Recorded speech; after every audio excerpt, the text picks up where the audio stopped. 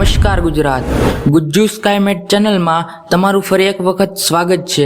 દેશ દુનિયા અને ગુજરાતના તાજા મોટા અને સૌથી મહત્વપૂર્ણ સમાચાર જાણીએ તે પહેલા ચેનલમાં મિત્રો નવા આવ્યા હોય તો ચેનલને જરૂરથી સબસ્ક્રાઇબ કરી અને વિડીયોને લાઇક કરી અને શેર કોમેન્ટ કરી દેજો મિત્રો।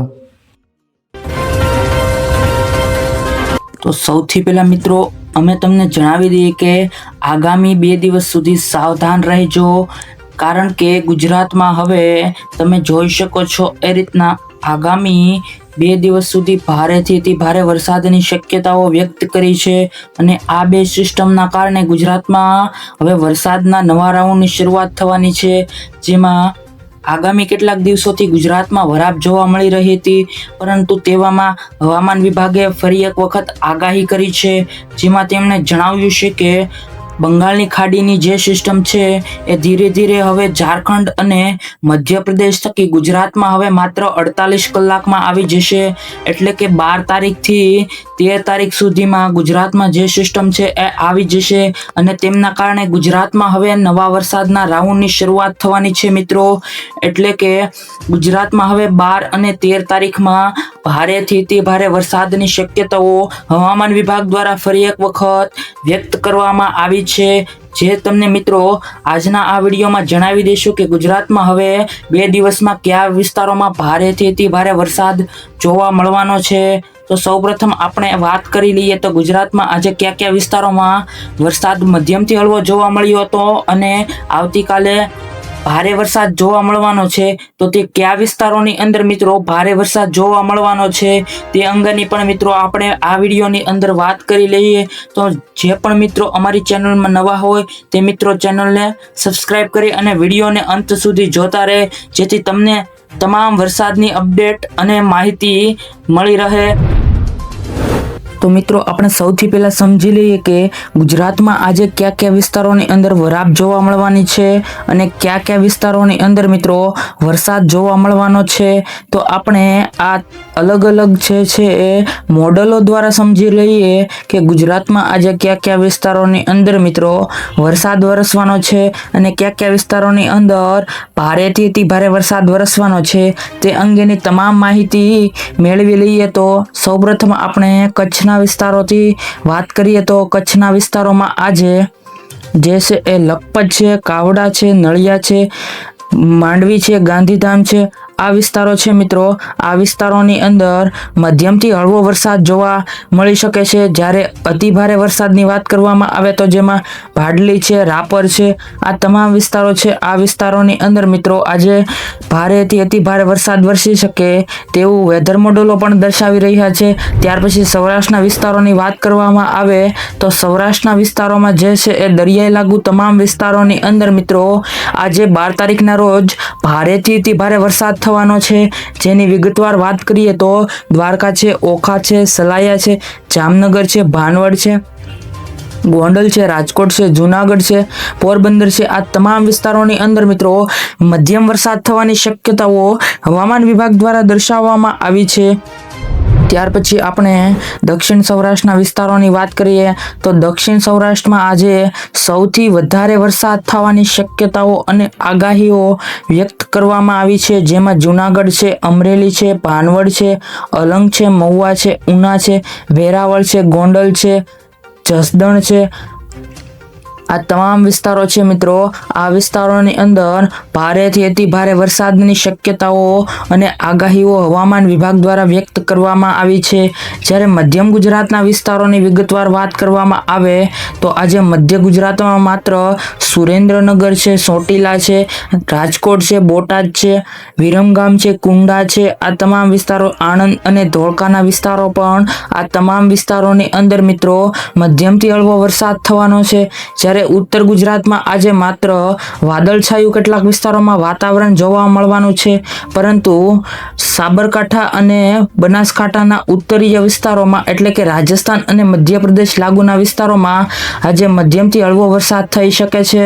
ત્યાર પછી દક્ષિણ સૌરાષ્ટ્રના વિસ્તારોની આપણે વાત કરીએ, સુરત છે, વલસાડ છે, નવસારી છે, દમણ દાદર નગર હવેલી છે, તાપી છે, વ્યારા છે, આહવા છે, આ તમામ વિસ્તારોની અંદર પણ મિત્રો મધ્યમથી હળવો વરસાદ થાય તેવું શક્યતાઓને આગાહીઓ વ્યક્ત કરવામાં આવી છે. ત્યાર પછી આગળ સમાચારની વાત કરવામાં આવે તો તમે જોઈ શકો છો એ રીતના બંગાળની ખાડીની જે સિસ્ટમ છે એ ધીરે ધીરે 12 તારીખ એટલે કે આજે મધ્યપ્રદેશ ઉપર આવી ચૂકી છે અને આ સિસ્ટમ છે એ ધીરે ધીરે હવે 13 તારીખ અને 14 તારીખમાં ગુજરાત તરફ આવવાની છે અને જે છે એ નવા વરસાદના રાઉન્ડની શરૂઆત કરવાની છે અને આ રાઉન્ડના કારણે ગુજરાતના કેટલાક વિસ્તારોમાં 2 દિવસ સુધી 13 તારીખ અને 14 તારીખ સુધી ગુજરાતમાં અતિ ભારે વરસાદની શક્યતાઓ વ્યક્ત કરવામાં આવી છે. તેની વાત પણ આપણે વિવિધ મોડેલો દ્વારા કરી લેશું. તો સૌપ્રથમ આપણે જોઈએ તો આ આગાહી આ જે સિસ્ટમ છે એ ગુજરાતના કયા વિસ્તારોની અથડાવવાની છે અને કયા વિસ્તારોની અંદર જે સિસ્ટમ છે એ વરસાદ લાવવાની છે તેની માહિતી આપણે સૌપ્રથમ મેળવી લઈએ. તો તમે જોઈ શકો છો એ રીતના એ સિસ્ટમ છે એ ધીરે ધીરે હવે ગુજરાત તરફ આગળ આવવાની છે અને તેમના કારણે ગુજરાતમાં વરસાદના નવા રાઉન્ડની શરૂઆત થવાની છે અને તે ઉત્તર ગુજરાત, મધ્ય ગુજરાત અને દક્ષિણ ગુજરાતના તમામ વિસ્તારોની અંદર મિત્રો માત્ર 2 દિવસ એટલે કે 48 કલાકમાં એ સિસ્ટમ છે ભારેથી અતિ ભારે વરસાદ લાવવાની છે. તો આપણે વિગતવાર વાત કરી લઈએ તો ગુજરાતમાં કયા વિસ્તારોની અંદર એ સિસ્ટમ છે એ વરસાદ લાવવાની છે. તો સૌપ્રથમ વાત કરવામાં આવે તો ઉત્તર ગુજરાતમાં પાલનપુર છે, ખેડબ્રહ્મા છે, હિંમતનગર છે, મહેસાણા છે, લુણાવાડા છે, ગાંધીનગરના વિસ્તારો છે, અમદાવાદના વિસ્તારો છે, નડિયાદ છે, ગોધરા છે, પંચમહાલ છે, દાહોદ છે, મહીસાગર છે, આ તમામ વિસ્તારોની અંદર મિત્રો આ સિસ્ટમના કારણે ભારેથી અતિ ભારે વરસાદ માત્ર 48 કલાકની અંદર વરસવાનો છે. ત્યાર પછી દક્ષિણ ગુજરાતના વિસ્તારોની વાત કરીએ તો સુરત છે, વલસાડ છે, નવસારી છે, દાદર નગર હવેલી છે, આ તમામ વિસ્તારોની અંદર પણ એ સિસ્ટમના કારણે આવતીકાલે અને 14 તારીખે વરસાદ જોવા મળવાનો છે. ત્યાર પછી 14 તારીખે પણ જે સિસ્ટમ છે એ ધીરે ધીરે સંપૂર્ણપણે ગુજરાત તરફ આવી જશે અને તેના કારણે પણ કચ્છ અને સૌરાષ્ટ્રના વિસ્તારોને પણ અસર જોવા મળી શકે છે. તો વાત કરીએ તો જે સિસ્ટમ છે એ ધીરે ધીરે ગુજરાત તરફ આવી અને વરસાદમાં કયા વિસ્તારોની અંદર અતિ ભારે વરસાદ પાડવાની છે તે તમારી સ્ક્રીન ઉપર જોઈ શકો છો. એ રીતના એ સિસ્ટમ છે ધીરે ધીરે ઉત્તર ગુજરાતના વિસ્તારોમાં પણ આવી જશે અને ઉત્તર ગુજરાતમાં પણ વરસાદ લાવશે. ત્યાર પછી મિત્રો આપણે તમામ અગત્યના સમાચાર તરફ આગળ વધીએ તો શુભાંશુ શુક્લા 14 જુલાઈએ પૃથ્વી પર પરત ફરશે. ભારતીય અવકાશયાત્રી શુભાંશુ શુક્લા 14 જુલાઈએ પૃથ્વી પર પરત ફરશે તેમ નાસાએ ગુરુવારે જણાવ્યું છે. એક્સિયન 4 મિશન હેઠળ શુભાંશુ શુક્લા સહિત 4 અવકાશયાત્રીઓ ઇન્ટરનેશનલ સ્પેસ સ્ટેશન પહોંચ્યા હતા. 25 જૂને લોન્ચ થયું હતું આ મિશન. 14 દિવસે મશીન પરત આવશે પરંતુ હવે તેમની વાપસી 4 દિવસ મોડી થશે એટલે કે 6 જુલાઈએ તેમની વાપસી થશે. ત્યાર પછી સમાચારની વાત કરીએ તો ટ્રમ્પની જ સ્ટાઇલમાં અમેરિકાને ભારતનો વળતો જવાબ. ભારતે હવે ટ્રમ્પની સ્ટાઇલમાં અમેરિકાને જવાબ આપવાની તૈયારી શરૂ કરી દીધી છે.